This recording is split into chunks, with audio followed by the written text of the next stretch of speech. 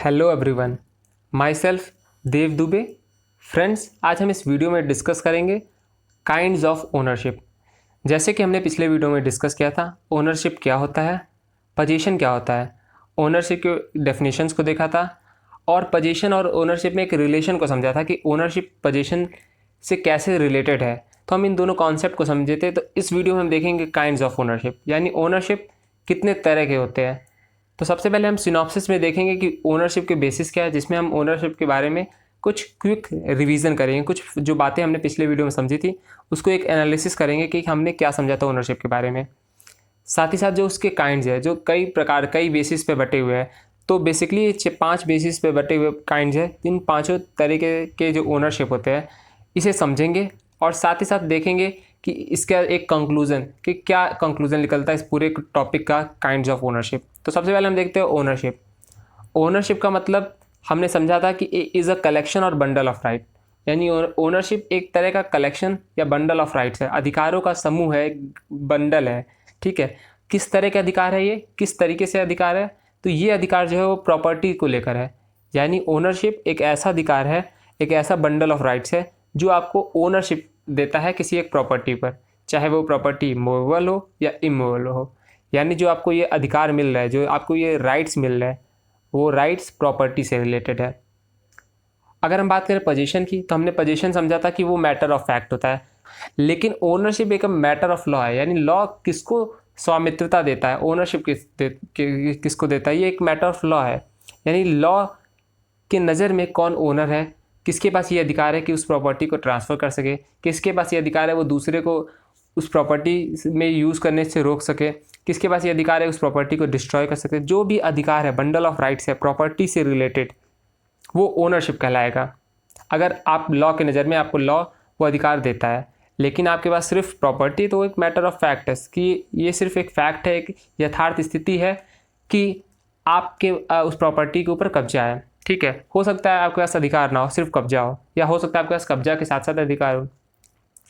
तो ओनरशिप और पोजीशन में काफ़ी रिलेशन है, एक बहुत ही माइन्यूट रिलेशन है कि 9/10 माना जाता है पोजीशन को ओनरशिप का। यानी अगर आपके पास पोजीशन है तो लॉ एक प्रिज्यूम करके चलेगा कि हो सकता है आप ही इसके ओनर हो, लेकिन ज़रूरी नहीं हर केस में ऐसा ही हो। तो हमने ये सारी बातें जो मैं बता रहा हूँ अभी, ये सारी बातें हमने पिछले वीडियो में डिस्कस की थी। अगर आपने मेरा वो वीडियो नहीं देखा तो प्लीज़ पहले उस वीडियो को देख कर आए। काइंड्स ऑफ ओनरशिप, यानी अब हम समझते हैं कि ओनरशिप के कितने प्रकार होते हैं। तो जैसे कि मैंने बताया, ओनरशिप कई ग्राउंड के बेसिस पर क्लासीफाई किए गए हैं। उसका जो क्लासिफिकेशन है, उसके जो टाइप्स है, वो कई बेसिस पर डिवाइडेड है। सबसे पहले है कॉर्पोरल और इनकॉर्पोरल ओनरशिप। ये देखा जाएगा कि उस प्रॉपर्टी को, चाहे वो इमूवेबल है या मूवेबल प्रॉपर्टी, क्या आप उसे टच कर सकते हैं या टच नहीं कर सकते हैं, क्या वो आपको दिख सकती है या नहीं दिख सकती। तो इस बेसिस पर कि अगर आप उसे टच कर सकते हैं तो वो कॉर्पोरल है, अगर आप टच नहीं कर सकते तो वो इनकॉर्पोरल ओनरशिप है। यानी आप किसी ऐसी प्रॉपर्टी पर ऐसा अधिकार रखते हैं जिसको आप टच करके होल्ड कर सकते हैं, जैसे कि पेन, तो उस पर आपका कहा जाएगा कि कॉर्पोरल ओनरशिप है। अगर आप उसे टच नहीं कर सकते, जैसे कि आपका इंटेलेक्चुअल प्रॉपर्टी, तो उसे कहा जाएगा इनकॉर्पोरल ओनरशिप है। आपने प्रॉपर्टी के क्लासिफिकेशन में पढ़ा होगा कि कुछ प्रॉपर्टीज़ होती है जो कॉर्पोरल प्रॉपर्टीज़ होती है, कुछ प्रॉपर्टी होती है इनकॉर्पोरल। कॉर्पोरल प्रॉपर्टी वो होती है जिसे आप टच कर सकते हैं, जिसे आप होल्ड कर सकते हैं अपने हाथों से। इनकॉर्पोरल जिसे आप टच नहीं कर सकते, फील नहीं कर सकते। तो ऐसी प्रॉपर्टी जो होती है वो इनकॉर्पोरल प्रॉपर्टी होती है। तो यहाँ पर जो कॉर्पोरल ओनरशिप है वो उसी प्रॉपर्टी के लिए है जो कॉर्पोरल प्रॉपर्टी होती है, जिसे आप टच कर सकते हैं।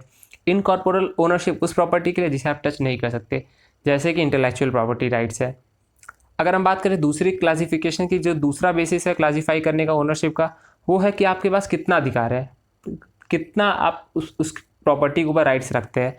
Absolute ownership and limited ownership, क्या एक ही व्यक्ति है जो सारा अधिकार रखता है, तो अगर ऐसा है तो उसे एब्सोल्यूट ओनरशिप कहेंगे। यानी वही एक व्यक्ति है जिसके पास सारा अधिकार दिया गया है लॉ के द्वारा। तो अगर ऐसा कोई पर्सन है जो एक प्रॉपर्टी को लेकर सारा अधिकार रखता है तो वो एब्सोल्यूट ओनर है उस प्रॉपर्टी का।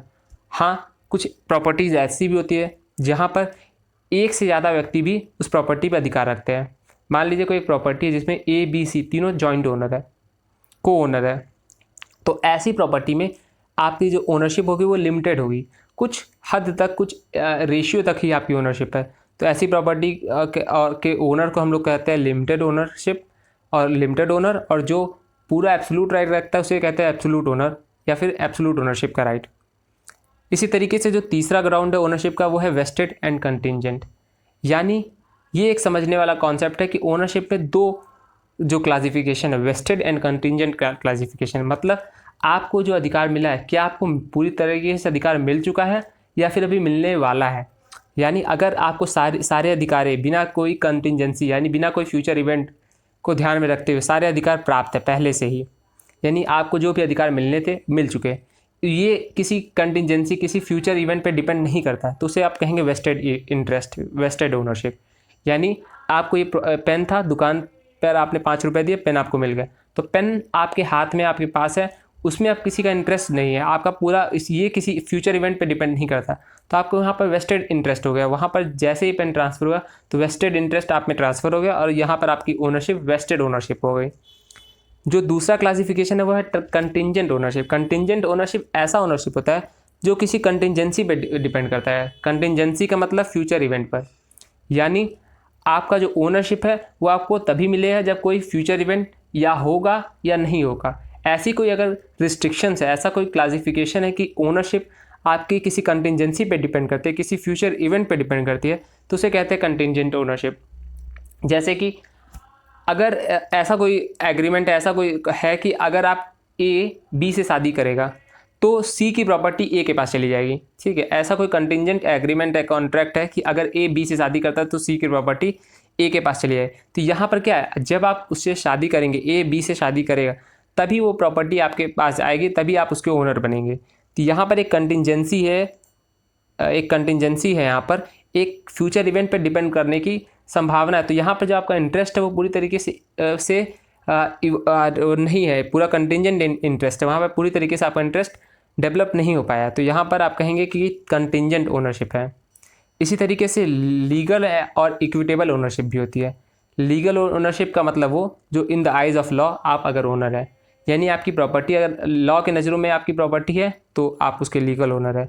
इक्विटेबल ओनर वो होता है जो लॉ के नज़रों में तो हालांकि नहीं, लेकिन इक्विटी के नज़रों में वो ओनर है, तो उसे आप कहेंगे इक्विटेबल ओनरशिप।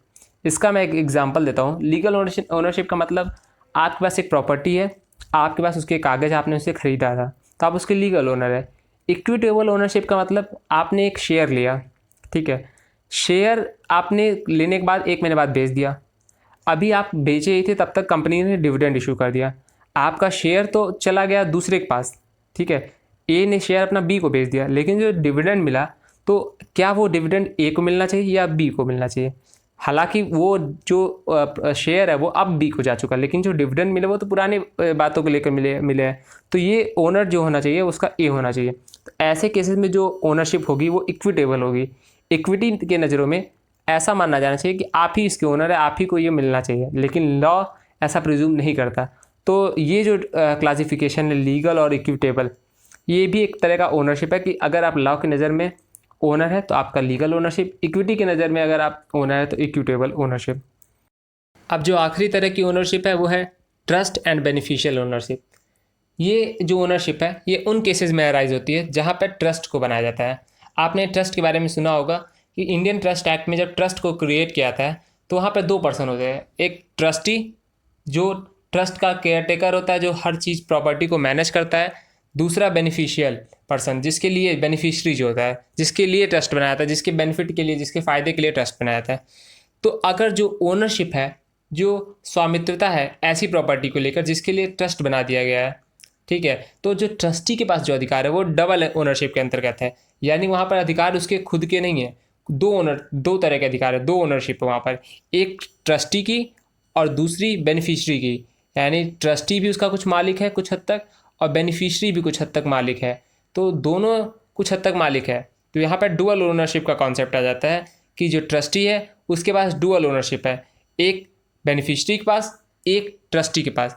बेनिफिशरी के पास जो अधिकार है वो मैनेजमेंट को लेकर है कि अगर कोई मिसमैनेजमेंट होता है, प्रॉपर्टी को सेल की जाती है, प्रॉपर्टी के साथ कोई छेड़खानी की जाती है, डिस्ट्रॉय किया जाता है, तो ऐसे केसेस में बेनिफिशियरी जो पर्सन है वो अपने इंटरेस्ट को सेव करने के लिए ट्रस्टी को बदलने के लिए या फिर ट्रस्टी के अगेंस्ट केस फाइल कर सकता है।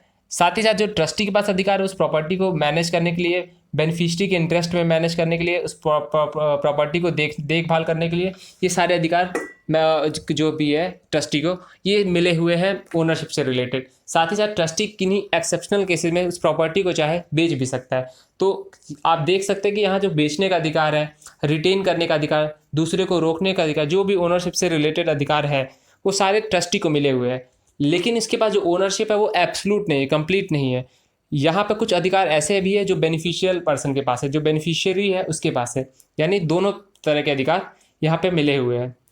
तो हमने देखा कि ओनरशिप क्या होता है, ओनरशिप के जो काइंड्स है, जिसमें हमने सबसे पहले देखा corporeal, incorporeal, absolute, limited, vested contingent, equitable and legal ownership, और आखिरी में हमने देखा trust and beneficial ownership. This is all from my side, thank you. अगर आपको हमारा वीडियो पसंद आए तो प्लीज़ चैनल को सब्सक्राइब करें, लाइक करें, शेयर करें। Thank you.